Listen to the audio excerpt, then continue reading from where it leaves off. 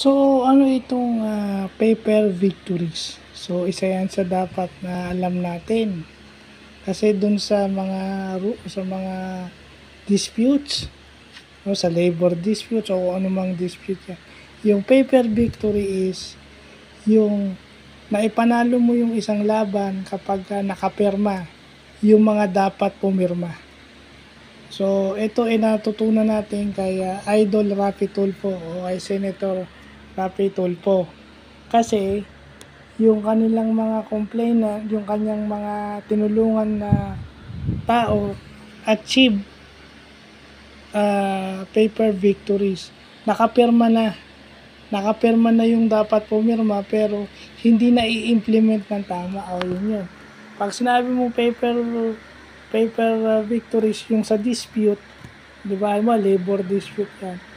Kapag ka napirmahan yung resolution na pabor dun sa complainant, panalo sila.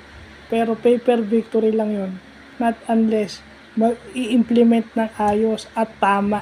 Yun yung sabi dun maayos at tama. Kasi meron naman nag-i-implement na hindi tama. So, yun dapat yun, maayos at tama yung pag-implement. Kasi kung sign lang yung nakuha on a piece of paper, signature on a piece of paper, paper victories yun.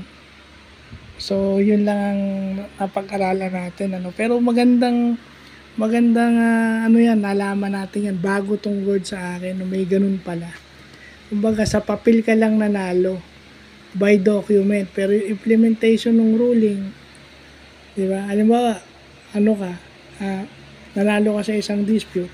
Pag pirma lang, paper victory lang. Not unless ma-implement siya, yun.